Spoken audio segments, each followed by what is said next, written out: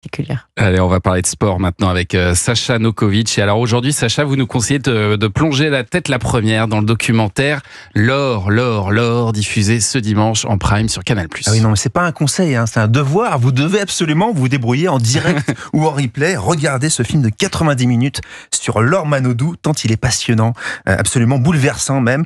D'abord parce qu'il nous replonge dans nos souvenirs, comme celui du jour où la nageuse est entrée dans nos vies et dans nos cœurs. C'était il y a 20 ans maintenant, rappelez-vous, 2004, les Jeux Olympiques d'Athènes. Et ça va être historique. Laure Manodou qui va devenir championne olympique de natation. C'est la première fois qu'une Française est championne olympique. Oui, Laure Manodou, championne olympique. C'était fou ce moment-là. Et puis là, Laure Manodou, elle est devenue une star immédiatement. Là. Bah oui, elle est belle, elle est jeune, Ouais. c'est une championne, la France chavire, les médias craquent aussi, mais on oublie alors un peu vite qu'elle n'a que 17 ans. À l'époque, c'est encore une adolescente, et c'est cette médiatisation, souvent extrême, parfois violente, qu'on revit tout le long du film grâce aux archives. Et avec le recul, on comprend à quel point c'était parfois du harcèlement, et que ça a pu précipiter sa chute sur le plan sportif. Certains journalistes font même leur mea culpa, et on sait ici que c'est assez rare pour être souligné. Mais ceux qui parlent le mieux de cette histoire, c'est évidemment tout le clan Manodou, Laure elle-même, bien sûr, mais aussi ses parents, son mythique entraîneur Philippe Lucas, qui est toujours aussi bon client face aux caméras. Et puis c'est tout, on le connaît bien. Et puis ses frères, Florent, qui est aussi champion olympique, bien sûr, et Nicolas, qui a été un temps son entraîneur et qui résume très bien le mal-être de sa sœur à l'époque.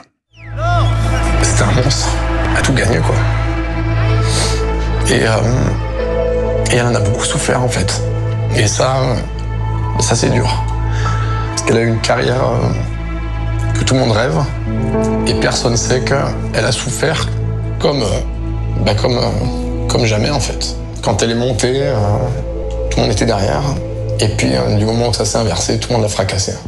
Bon, avant d'être définitivement fracassée, Laure Manodou va continuer à gagner quand même et devenir une people, aller paparazzer, traquer au gré de ses histoires d'amour qu'elle ne cache pas d'ailleurs, notamment celle avec le nageur italien, rappelez-vous, Luca Marin, voilà, qui va entraîner son départ de France pour l'Italie par amour, et c'est le début de la fin, c'est elle-même qui le dit dans le film, avec un événement traumatique quelques mois après la séparation d'avec son amoureux, la publication sur internet de photos d'elle nue. Ah oui, c'est vrai. Un revenge porn, un des premiers à l'époque. Alors c'est pas Luca Marin, c'est un autre ex-petit copain qui fera ça, des photos de son intimité. Et dans le documentaire, elle se confie pour la première fois sur cet épisode, évidemment très douloureux. C'était comme un viol, en fait. Tout le monde avait vu les photos. C'était un peu le début des réseaux sociaux. Donc je les recevais 15 000 fois par jour. T'es une salope, t'es une pute. Ça arrive encore un peu aujourd'hui. Qu'est-ce qui peut détruire plus une personne que l'intimité ? Donc c'était très très compliqué à gérer. Quelle violence quand même ce qu'elle a vécu, Laure Manodou. Quelle note vous mettez pour ce documentaire, Sacha, L'or sur Canal ? Oh, un excellent 4,5 sur 5. On aime quand même quand les athlètes, avec le recul comme ça, les années, fendent enfin un peu l'armure. Ça pleure beaucoup dans la famille Manodou. Et nous aussi, du coup, la boîte à mouchoirs a fonctionné pendant 1h30.